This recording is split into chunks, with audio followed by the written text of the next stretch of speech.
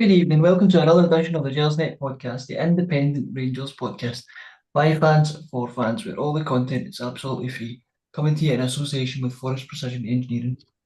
I'm your host tonight, Brian Archer, and as always, we would encourage you to get onto the Gersnet website and check out our forums for all your latest Rangers news and discussion. We're live tonight on the YouTube channel, and we would ask that you continue to share the pod on social media, spread the word, and please subscribe to the YouTube channel. Before I introduce my guest for tonight, I need to give another mention to our partners over at Forrest Precision Engineering, a Glasgow-based engineering company who have been a big commercial supporter of Rangers for a number of years, and we're delighted to have them supporting the podcast. If you want more information about them, please visit their website at www.forestprecisioneng.com. They also have a stunning executive lounge in the Ibrox main stand. For more information on that, email the club at hospitality@rangers.co.uk. Right, now to bring in my guest, joining me tonight is the master of the post-match reaction pod, Alex Anderson. Alex, how you doing? Yeah, absolutely raging, mate. Totally raging. That's one win in four, two straight home defeats. I think Neil Warnock knew exactly what he was doing when he resigned from Aberdeen, making himself available last week. I'm just looking forward to you and I discussing whether we bring him in before the game on Sunday or we just wait to the international break before we get the handover done properly. I'm raging, but I think I'm a bit drier than you are, Brian, after last night, mate. Yeah, it was a bit of an interesting one last night. I had to come in and dry myself off after the shovels, but the things we do for the team we love. I know, absolutely terrible. So I think if Indy's still hurting as we all are after last night, imagine what it's like if you're just stuck in the trackside getting absolutely soaked on it. So some of us put more effort into watching Rangers than others. That's all I'll say. Well done, mate. Yeah. First of all, obviously, we'll cover last night's game. First thing I wanted to chat about was just your overall thoughts on the game. Obviously, disappointed to go out, but for me, at the final whistle, for me, it was a real sense of pride in how the team competed over the two legs. Absolutely. Yeah, it really was. As you say, I tried to do the post-match reaction pod last night. I couldn't really sum up my feelings because I wasn't as gutted as I felt I should be. I'm always gutted when we go to Europe. I love Europe. Love Europe for Rangers. But last night I couldn't remember any clear-cut chances during the game, but I also was feeling totally exhilarated at what I just watched. And I got the chance tonight, as sober as I'll ever be, to watch the game. You know, I recorded the game obviously, and I watched it back around about tea time there, and it was ferocious. That was the thing. The pace was absolutely ferocious. Although it seemed kind of end to end at times, it's all out. The players are lunging into each other and really back and forth all night. It was also a kind of chess match. When I was a lad, before the pass back rule came in and outlawed passing back to your own goalkeeper, a kind of chess match in Europe, two teams that were evenly matched. There'll be a lot of the ball going back to the goalie, and then they're slowly coming out from the back. Last night it was high stakes poker all night. The teams have to go at each other now. The goalkeepers couldn't even delay on the ball. The two of them are getting shut down throughout the game. It was no quarter asked, no quarter given. Terrifically intense. The focus for the Rangers players was tremendous. The effort they put in was off the scale, and we're going to discuss if that might actually affect them on Sunday. Kind of superhuman levels of effort. And at the end of the night, we got beat, but it was like we got beat because Benfica are better. And that's not shaming on Rangers. It was just, you could see it. Rangers took themselves, they boiled themselves right down to their essence. There was no, yeah, we'll talk about, the technical shortcomings that we had last night. But in terms of application, tactics, the intensity of the performance, it was off the charts. And it was one of those nights, I felt the magic of Europe, Brian. It was fantastically entertaining, fantastically intense. And I've been banging on long and hard. It's one of these kind of things that you sound like you're super self-conscious of Celtic fans watching your pod and what have you, but it's more Rangers supporters. I remember the run to Seville, we played Eintracht Frankfurt, because we were lagging behind in the league race. There was Rangers fans getting in touch with me saying, "Oh, we don't get a trophy for getting to the final." It's like, no, but you have to get to the final to have a chance of winning the trophy. And you get Celtic fans saying, "Oh, we're still in Europe after Christmas trophy." And it's like, that means only 3 Scottish teams, only 3 times in the history of Scottish teams in Europe, which is coming up for 70 years, has any Scottish team done anything worthwhile. This was a game, it was a prize in itself last night, and Rangers really, they lived up to it. And it was only because of a team that have got so much more money than us and have historically been so much more powerful than us. Just having that little bit more, and it was a tiny little bit more than us. I'm super proud of the team, Brian. And yeah, there's just no need for anybody to be ashamed of themselves in a Rangers shirt last night. Yeah, I'm a bit like yourself. You definitely can't fault the effort or the application from the players. Was it perhaps just a little bit of kind of lack of quality up front that cost us? I mean, I'm thinking about, the injuries that we had. We pretty much had a full front line out injured. If you look at, Seema, Cantwell wasn't really fully fit when he came on, but he definitely wasn't fully fit. Danilo's still out, Cortez out, potentially if having those players available, it could have been a different story. I think it's as much about the quality, the greater quality that Benfica have in depth in their squad. We're bringing on Todd Cantwell, who, 20 minutes to go, we're bringing Todd Cantwell on. He was really good at Norwich for a while. He could have got a big move to somebody else, somebody bigger in England. He ends up with Rangers. They're bringing on, into injury time, they're bringing on João Mario, who has scored a hat-trick against Inter, who he used to play for in this season's Champions League group stages, who's got a winners medal. He played the whole of the Euro 2016 final for Portugal against France. Not at the finals. Scotland, we're all really chuffed that we've got to our finals this summer. This guy played in the final. He won the European Championships. He's coming on as a sub for them last night. They've got 2 World Cup winners on the park. Dessers, there was wee moments last night. That's, I think, why the standing ovation they got at the end. We'll talk about that later. The standing ovation that Rangers players got at the end meant so much and was so vital, actually, to our season going forward. Because a few times during the game, it was an amazing atmosphere. The place was rocking. It was really a properly intense atmosphere throughout. It was magical. But a few times there was a kind of, people are wailing at Scott Wright.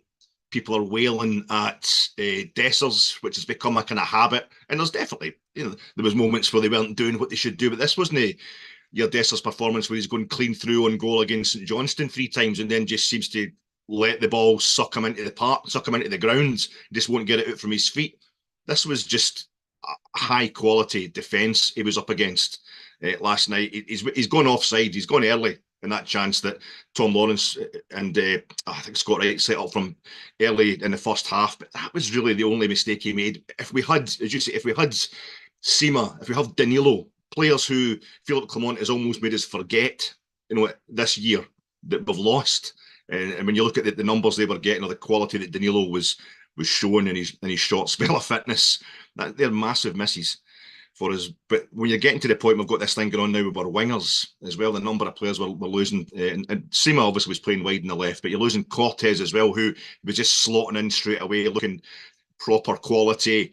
And we know what's happened with Ross McCausland as well. I was thinking last night, we're going to go there with the same starting 10, if you like, against Hibs at Easter Road in the game over in Lisbon, and it's good that we've got a settled squad, but we don't really have much of a choice. I don't have a settled first 11 just now, sorry. And I thought it's going to be McCausland or Matondo coming in the right-hand side. Scott Wright turns up, and I think the manager must have he must have saw the draw for the Scottish Cup semi-finals on Monday and just said to Scott Wright, there you go, Scott, have a wee sniff of that. Hearts at Hampden, your favourite, Hearts at Hampden, and sent him out last night. Totally psyched out he's not, and I thought he ran. It was all about line breaking last night, and it was really difficult to break the lines of that quality defence with a World Cup winner on Otamendi at the heart of it, and a really promising centre half in Silva alongside him. But Scott Wright certainly gave it a go. Tom Lawrence certainly gave it a go, and it's basically, if we had maybe the numbers on the wings that we could put Silva through the middle, maybe would have done better last night. But all in all, it just come down to Benfica, I think, just having a better squad, mate, just having much more money than us. This is a team, that finished top of their Champions League group stage last season. They were unbeaten in the Champions League group stages. Benfica just last season, they got to the quarter-finals. They were top of a group, including Juventus and Paris Saint-Germain, while we're getting, 4, 3 and 7 goals put past us in that same group stage last season. So for us to go out there and only lose by the 1 goal, I thought was really great. And it probably is. Ultimately, we don't have the quality up front, but it certainly wasn't for a lack of trying last night. Yeah, there's a lot to be proud of in our European kind of journey this season. Obviously, top of our group was an achievement in itself. But if we look at this tie overall, two of the three goals that we've conceded have came for our own kind of errors and mistakes. Does that show where we need to improve on for future European campaigns? Yes, aye. Well, if we're wanting to go further in Europe, probably, mate. Probably, but I think what you're talking about is that maybe a lack of quality up front that's cost us the victory last night. Oh, it's just the whole game was on a knife edge. Rangers were all out, Yeah, you know. And I was talking about, we've all been talking about Michael Stewart's commentary on Sunday on the TNT Viaplay. It was and it was absolutely awful. But then I'm listening to Ali McCoy's commentary, and I was listening to it tonight. Love Ali, one of my all-time top Rangers people, never mind Rangers player. I just thought it was really down. It wasn't getting the fact that we were playing a high line for a reason. It was just high risk football, and eventually you're going to get caught out. It was as I say, it was a game of poker last night. At the end of the game, Ali obviously properly lamenting the fact that we're getting caught out the back at our own corners. Corners we've got against Benfica up in the Benfica box, we're looking exposed at the back. That's kind of level of football we're playing at last night. Look at all the space they're giving them. We've got nobody in our own half covering corners.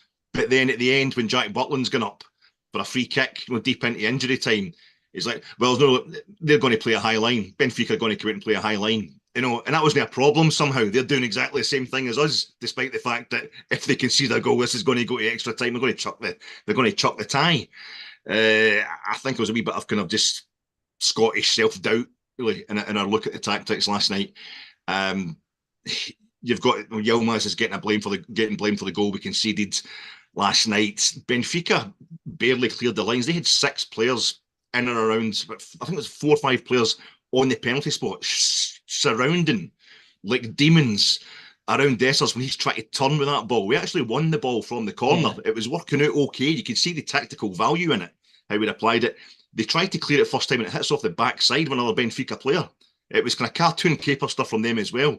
And they then player, and I think he's trying to put the ball up to Rafa Silva. He's a kind of breakaway man. And it doesn't quite work out, but because you've got a World Cup, the guy who scored the World Cup final 15 months ago, an absolute legend, in Angel Di Maria, nasty piece of work, but that's how you get to the top sometimes. He's on it like a shot. He's just shown all his nous, all his class. That there is the difference. He's onto it, and it puts us in a situation where it's too much for Yilmaz, it's too much for John Lundstrom, and you've got Diamonde is in a situation where he doesn't know whether he's coming or going. He's tracking Silva, but he sees Angel Di Maria getting to the ball, so he goes towards him, and that lets Silva go free. It's those little margins on a knife edge. It was balanced last night. Just those tiny little margins that cost us. Over in Portugal, I think it's the same thing. I think you saw us really tiring after basically early in the second half. Over in Portugal as well, we put so much effort into just going at them. The managers just say, just go at it. So obviously that's just get the ball and hit it first time and chasing after it, and don't worry about the niceties, don't worry about the subtleties, just get the ball forward as quickly and accurately as you can and pile onto them. And you're eventually going to pay the price for that. I think Dessers let us down by losing easy possession for the first goal. We eventually conceded for the corner and the penalty that came from that over in Lisbon. And the second goal, I'm not so hard on as in the build up to it. But obviously Connor Golson's put it in the back of his own net. But I think that has come down to mental tiredness coming from the physical exertion that they put into that game. So I think it's one of those ones you analyse it. You're always going to find mistakes when you lose goals. But in terms of the team we're playing against, the level we're playing at, and the fact that we went for it, I'm really proud of them. yeah, yeah, definitely. There's been a lot said since the game last night in terms of could this be a blessing in disguise in terms of allowing us to fully focus on domestic matters? Is that potentially a silver lining we could look at? It's going to have to be. I think we're looking at it, turning the season golden now that we're free to go and have a go at sorting out the treble, just basically lifting the treble. I'm worried it could actually turn it kind of ordinary. They might just the amount of effort they put in last night. If they're to lose this game at Dens Park, or even slip up at all. I think drop even 2 points, and then I get 2 weeks to dwell on it. That could be pretty bad. Not necessarily disastrous, but it would put us in a bad situation. I just saw the effort, the way they were playing last night, Brian.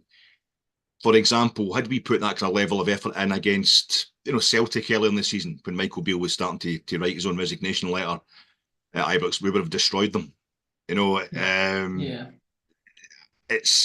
I would like to think that even taking the level of intensity down 50% from last night should still be enough to beat Dundee. And then when you look at what the manager did with the 3 weeks off for the winter break, the improvement he put into us, we only lost a game in March. We were winning every single game we played when we come back from that winter break, up until March there, up until this month. When he's got another 2 weeks during the international break to work with most of these players, even from just to get a bit of recuperation, a bit more stamina into the legs, you would hope that we're going to come back firing all cylinders again. He's going to have them totally focused. I'm always wary of saying it's good to go out of Europe. I don't think it's good to go out of any competition. And there's been a few people get in touch saying, "Oh, well, you look at who's left in that competition. Would it get tanked? There's quality." And you look at Liverpool. We were delighted with Philip Clement. His first performance in Europe as a Rangers manager, an intense 0-0 against Sparta Prague. We had to fight tooth and nail, backs to the wall. We got a 0-0 with Sparta Prague. It was a great result. We were really relieved when we come away with that result and beat them 2-1, really narrow, tense game at Ibrox. Liverpool, I've gone over there. They've gone with Sparta, beat them 5-1 with half of the reserves playing, and they've scalped them 6-1 last night. I don't know if there's Atalanta have come through as well. Marseille, they put 4 past. They beat Villarreal 4-0 in the first leg of that. Real quality there, and I think we would get to a point when you look at who we're up against. I feel like when you look at who we're up against at this stage, the quarter-final stage 2 seasons ago, other than the teams we eventually played in that competition from that point onwards, you had Lyon, West Ham, Barcelona were still in there. So it was every bit as frightening back then. And we had a manager who just arrived halfway through the season, and we had, no striker going into the final and stuff like that. So there's no, you can't definitely say we wouldn't have gone further in Europe, but I think you saw last night that the players were out on their feet and that they couldn't go any further. And I instinctively, when that free kick again at the 6th minute of injury time last night, when Jack Butland come up, I'm in the main stand and he's arrived just in front of me, and I'm thinking, why is Jack Butland there? I'm like, oh, aye, this is it. We're launching it. We're going for it. Why is he right in front of me? He should be back down there in the broom. But I'm like, no. And I was thinking, no, Jack, don't bother. But nah. And not that I was conscious. It's as close I've consciously come to thinking it's good if we just let this one go now. I was also thinking, though, I don't want them scoring a goal on the break against us. It makes us look stupid, ball into an empty net. To lose 2-0 by 2 goals would have been too cruel. But I think I was forced to kind of come to the conclusion myself, as much as you love Europe, Alec, instinctively this team are out on their legs. They don't have another quarter-final in them, far less a semi-final in Europe against massive opposition. It's going to require that level of performance just not to embarrass ourselves, and that will take away from going for the treble. Yeah, I think we'd seen a team that reached their maximum. I don't even think the team had another half hour in them if we had managed to score and get to. That's I think if it got that was what I was thinking towards the end. You're spot on. It was one of those ones I thought it's going to go to extra time. It's going to be my first ever Scottish Cup final in 1982. One each at full time, ends up 4-1. That was Aberdeen, who went on to win a European trophy the following season. But they could end up putting 3 or 4 past us in extra time because Benfica were just they were enjoying the fact. And you could see we just had the wall. It was first goal was going to be the winner last night, and they were starting to kind of try and pick us off. Although we still kept going, the pressure we were putting on them all the time. Every time they were in possession was phenomenal last night. But I just instinctively thought, no, I think it's time we just checked out of this and concentrated in the league. Yeah, I get that. One of the telling things for me at full time was the reaction of the crowd. Now it seemed to be on full time. There was no kind of moans and groans. Ibrox essentially burst into song at full time, and for me it felt like a show of appreciation from the fans. The players, the fans recognise the effort they've put into that game, and if you contrast that with the reactions we were seeing around October time, it's completely flipped on its head. Does that just show further example of the great work that the manager's done to get that synergy back. It absolutely does, Brian. Yeah, it was a lovely moment, and I think it was a crucial moment as well. I think it was really needed. I instinctively stayed in my seat, because it's you won't. You might be getting soaked to the skin, but the hell I go through, mate, up in that really dry, warm, cosy main stand. Folk are trying to get past you. I'm kind of towards the end of a row, right? So big fat get. I've got to get the hell out of the way. Just get on the stairs and get out as quick as possible to let people come out. But last night I was like, no, I had to suck the gut in. I was like, I'm no leaving, so I had to let folk walk past me. But not many people did, and it was really nice when it became more than just applause. There was a bit of a song going, "We love you, Rangers," all that kind of stuff as well. And it was really, really nice. And I remember that from the first game, Clermont's first game against Hibs, we beat them 4-0. There was that. People hung about at the end and gave it a bit of that as well. And I think it was a recognition that we'd been really harsh on them. There'd been some players that didn't deserve it, had been getting it in the neck after those home defeats, particularly Celtic and Aberdeen under Michael Beale. And last night, though, I think it was. I didn't realise until I heard Rory Hamilton saying it when I was watching the game back tonight that's Tavernier and Goldson, for example. They're both on 82, the same number of European appearances as Barry Ferguson for Rangers. Only Alan McGregor's got more. We've got a core of guys in there who've been phenomenal, working minor miracles for us in Europe, if nothing else, over the years. And we might not see them all together again next season. That was just lovely for us to bow out in that fashion, but also because I knew you could see the energy levels we're putting into it. I thought during the week I was kind of talking to people who are addressing people who were saying we shouldn't be in this competition. It's better if we're out of Europe. I thought, well, we're in it now, and we have to win this game against Benfica on Thursday to give us the requisite energy. 12 noon kickoff. I know it was an early kickoff last night, but 12 noon on a Sunday isn't the best for us. Up to Dens Park, we should maybe try and get it cancelled or postponed the same way we did get the delay the last time we were up at Dens Park, just so we get a few extra hours in our kit. But I think if the players had gone off to the usual, there was a lot of grumbles during the game, which is just nerves, just people getting frustrated because they want to see their team winning. People express that in different ways. And I was worried how it was going to be expressed at the end of the game, but for it to turn into an open recognition, we get how much you've been doing. And those players, Tav and Goldson, will be telling the likes of Butland and Diamondi that this doesn't happen. They don't hang about this mob. They're out of here. We won a European semi-final and they kicked about, but that was what we had to give them before they hung about in the stadium. So that'll maybe turn it into a kind of moral victory, if you like, a psychological victory, and it'll give them the energy they need for I think we can also say that if this is the reaction we get having gone out of Europe, imagine what it'll be like if we deliver the league trophy kind of thing. I think, right. I think that, and they've definitely, as you were saying, mate, they have experienced how bad, how caustic, how knee-jerk and toxic sometimes the Ibrox crowd can be towards their own players. Have experienced that this season. So I think it was almost an acknowledgement from the Ibrox crowd. We're not always like this. See, if you give it your all, we will love you. And it was beautiful that came in a defeat. Doesn't matter. We know the quality we're up against. It's beautiful. And the other thing I've got to say, Brian, sorry, I know I'm talking too much, but it's the last time to talk about Europe this season. The Las Vegas song, Geraldine. I love that song. I absolutely love it. And tonight, I come up in my shuffle, what I was listening to on Spotify or something like that, just come up randomly. And I realised you could just change all the lyrics, or just maintain all the lyrics, basically. There's a bit of prescription talking. You can make that Michael Stewart talking or something like that. And Geraldine is Europa League. It's the Europa League has been kind of saying to us since we come back up for the bottom leagues, I will turn your tide. I'll be your saviour. I'll be your guide. I'll be the angel on your shoulder. At UEFA Europa League, I'm your social worker. It is how we have got ourselves back to feeling like ourselves again. When we come back up, even we come back up from the lower leagues with a couple of tankings, 2 seasons in the trot, 2 terrible seasons of trot back in the top flight, a lot of embarrassing stuff. And since Gerrard has worked the miracle of getting us through the qualifying rounds into the group stage, and we've dropped into it from the Champions League, we've finished top of the group and jumped over the round of 32. The Europa League has just been a massive kind of security blanket, never mind this comfort blanket patter. It's made us feel whole again, really. And if we're just going into the Champions League from now on, we're just winning the Champions League every season. I think we should have a whip round, get a nice card, a bouquet of flowers, and send it to the Europa League for really looking after us since Steven Gerrard arrived. Really, it's been a cracking 6 years. Yeah, it really has been. Now, moving away from the game last night, one of the other things to come out yesterday was unfortunately Jack Butland not making the England squad. I've got to be honest, when Sky Sports were reporting on the Wednesday that they were kind of saying that he was expected to be included, so I was slightly surprised he wasn't. What did you make of the decision?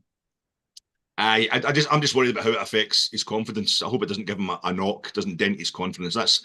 I could care less. I would have liked it for the man himself, for the guy himself. It's a badge of honour for the club as well. I think when anybody gets an international cap, that they're playing at Rangers, we could add them to the list of guys who've won caps for their country while playing for Rangers. I'm at a great pride for the player himself and also for us, I think. But no, I'm as long as it's not going to affect his confidence. He seems like a pretty kind of focused guy.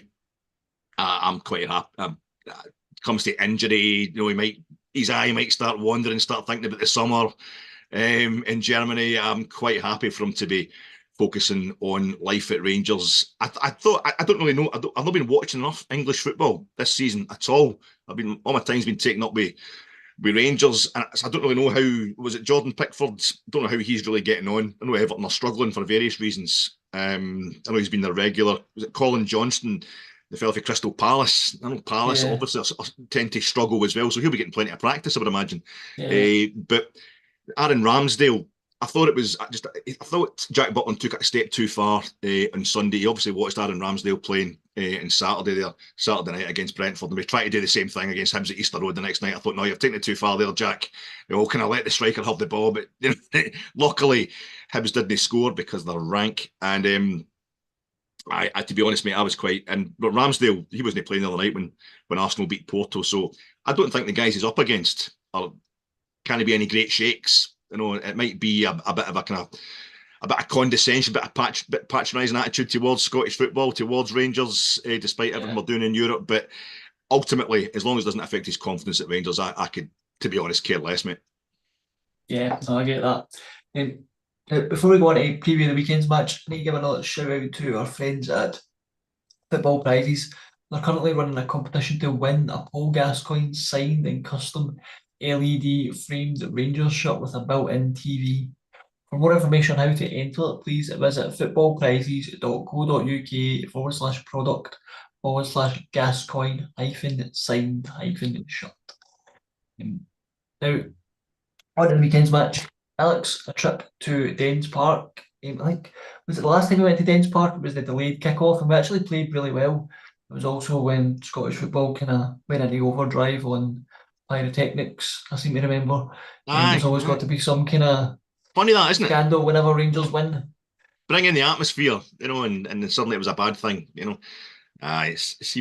always seems to be big bad Rangers, and long may it continue. That's what this season is going to be like if things go according to plan for us. A whole lot of toxic noise coming from petulant idiots all around about us. It's going to be. I don't know how it's going to go, to be quite honest. As I say, I think if we have the kind of performance levels we had last night, I think it'll be impossible to replicate so quickly. But I think even if you get 50% of that level, and whatever's still in the kind of muscle memory that's still in the legs from that game, we should be okay. But I'm always it's maybe just black superstition, a bit kind of infantile, but a lot of Rangers fans, they lay down. No, Tony Docherty, because the guy's got a Catholic name, it's absolutely terrible. They lay down to Celtic at Parkhead because Celtic beat them with 7-1. Celtic beat them by 6 goals at home. We beat them by 5 goals at Dens. Let's not go down that kind of rabbit hole of small-mindedness. But I get that feel sometimes when you've tanked somebody, you've properly tanked somebody. Even we eventually beat them with 10 men, 3-1 in December as well, that they've got something waiting for you. There's a wee surprise waiting for you. Part of me was kind of glad that they were playing on Wednesday night, and it was a good win for them. They've got a terrible record against Aberdeen historically, and it was a good win for them, but Aberdeen are ranked right now, obviously. So I don't know if it's more like they've had a nice warm-up. They've got a bit of confidence in them. They've got something in their legs that wasn't too intense. There's no way their game was against Aberdeen was as intense as what we had, just less than 24 hours later. But sometimes in that kind of reverse superstition thing, I think of a team that's maybe middle of the league towards the bottom end of the table, even if they've a good result against somebody they should be having a good result against, like one of their near neighbours in the league table, there's less chance of them pulling off the big shock against us. It's like they're doing things they should be doing as opposed to saving themselves to play the old firm kind of thing. But it's Tony Docherty, obviously a clever guy. He knows what he's doing. He's got them. They've been kind of toying with top end of the table, the bottom end of the table. They've been middle of the table, I think, for most of the season, putting wee results together here and there. But they're definitely dangerous. And Dens Park's a place where we have struggled ever since we come back up for the lower leagues. We didn't meet Dundee. They're the team that replaced us in 2012 in the top flight. I mean, I don't think we met them in the played lower them in leagues. The cup, did we not? Under Warburton's We first tanked them in the season. cup. We We tanked beat them them in the at cup at Ibrox. Ibrox, right, mate? Yeah, under Warburton. But we never met in league business. And then when we did, we just a lot of draws, a lot of painful stuff going on up at Dens, and that's why it was so refreshing when we absolutely thumped them up there earlier this season. So I have absolutely zero idea how it's going to go, Brian. But I'm hoping we've got enough in the tank to do the business. Yeah, we've obviously spoken about the intense game that we had last night. Is there much that the manager can do with team selection? He's not got a lot of options to choose from. I don't know how fit Cantwell is in terms of starting. Maybe somebody like Rabbi Matondo coming in, possibly starting Roof, or does he keep Roof as an impact player, knowing how kind of fragile he can be? How do you see him kind of rotating his squad? We know he's a fan of rotation. Dessers seems to be getting more dishevelled with every game he plays. I don't know if he's just run himself into the ground because his fitness wasn't the greatest when he arrived here, although he maintains it was fine. He'd come out of a long-term injury. He was coming out of a long-term injury when he arrived at Rangers. And as these last few games have gone on, he's got the socks are going down further and further down his leg, kind of Connor Goldson style. The shirt seems to be getting bigger and baggier. He just looks more and more like, going to give me a break. I can't keep starting games. I really struggle to run through on goal from the halfway line. But it just sums up the situation we're in, where you're looking at maybe Roof starting the game. You wouldn't want to risk that either. But at the end of the day, what else are we playing for? What are we saving them for? I don't know if was that maybe 3 or 4 games in a row now. Roof's come on for 10 minutes, quarter of an hour tops. I don't know if he's at the stage yet where he's ready to start. To put Silva in the middle up top, I think we're just going to have to start. The manager is big on this. He's mentioned it a few times in pressers. Automatisms. Get it on the muscle memory. You basically want to turn these players into automatons, and you saw it last night, Brian. I thought at times our passing, I know there was no really kind of concerted periods of possession for either team last night, but at times our passing was ferocious. The way we were moving the ball forward was just frightening. It was so good. Benfica were doing the same to us. It was. I think both goalkeepers had to kind of clear their own lines quick style in the space of the first 2 minutes. It was a frenetic pace. And I think if we've got that in us, we go to Dens Park. They've played Aberdeen on Wednesday night. We should be able to just hopefully kind of overpower them in the first kind of half an hour. Certainly early on in the first half, and then you start making the substitutions later on. What I'm trying to say is, I would go with as close to the 4th straight game with it. I know it's a start, but we lost Dujon Sterling. Sorry. So you're looking at the same kind of starting 10. Maybe Cantwell starting instead of Lawrence. I don't know, but Tom Lawrence is getting pretty majestic. I know he's been starting a lot more often than we would like when he's still coming back from long-term injury. But the manager obviously will check them all out. But I think it's testament to what Philip Clement's doing, that these players, they haven't had a proper pre-season in them. He's all but blaming Michael Beale. He's just openly blaming Michael Beale for that in press conferences now. He's just no naming the name. They're basically not got enough in the tank. I'm not a mechanic, but is it something to do with the capacity of the engine? Is it cylinders or something like that? I don't know, horsepower. The players don't have it, but they're being asked to perform to this speed, this breakneck speed that Philip Clement wants them, and they're overheating. Basically, I think that's part of why we're getting so many injuries as well, because they're just overheating. They've not had the pre-season in them that gives them the capacity to deal with the demands of a Philip Clement team. But the fact that they keep doing it unquestioningly, they all want to do it. They all want to risk injury. They all want to risk kind of burnout. I think speaks wonders for the manager's man management skills, and also just how enjoyable it is to play from the spirit that he's fostered at the team. That synergy we were talking about earlier on. So I think we're going to have to screw these guys into the ground and hope that nobody gets put out put out the whole of the rest of the season, and we can get them all back to speed over the next 2 weeks. But I would just go with basically the same. With the question of maybe, McCausland or Matondo maybe coming in for Scott Wright. Other than that, I would just go with the same starting 11 last night, mate. Yeah, I'm pretty much the same as you. Before we finish up, Alex, got a score prediction for me? Yeah, I have, Brian. And I've thought about this long and hard. Not just the score for the game, but my attitude, my tactics when it comes to the score prediction. I always go with the score that I want. If everything goes fantastically well. So I'm going to say what I think, what I fear could happen. My darkest fear on Sunday is 1 each. Oh no. I'm just going to say that in the hope that it's like Rangers are 3 or 4-0 up in the first 5 minutes. But so I'm going to say it's another one of those games at Dens Park. This is where it all goes wrong. This is where the season crashes and burns. And you were so wrong to want us to go to Europe, or you folk that thought we shouldn't be in Europe. That's something. I hopefully it's going to be 3-1, mate. But I'll officially predict 1 each. Well, I have one hope you're absolutely wrong. Right, I usually am, Brian. That's fine. I hope so. Yeah, I hope you are again. Right, I think we'll call it time there. All that's left for me to do is thank my guest, Alex. Thanks as always. Absolute pleasure, mate. And thanks to yourself for hosting and everybody who was listening. No worries. As well as being live tonight, the show will be available on all podcasting platforms: iTunes, Spotify, Acast, Stitcher. They'll probably be back on Sunday evening to review all of the action from the weekend's match. Until next time, bye for now.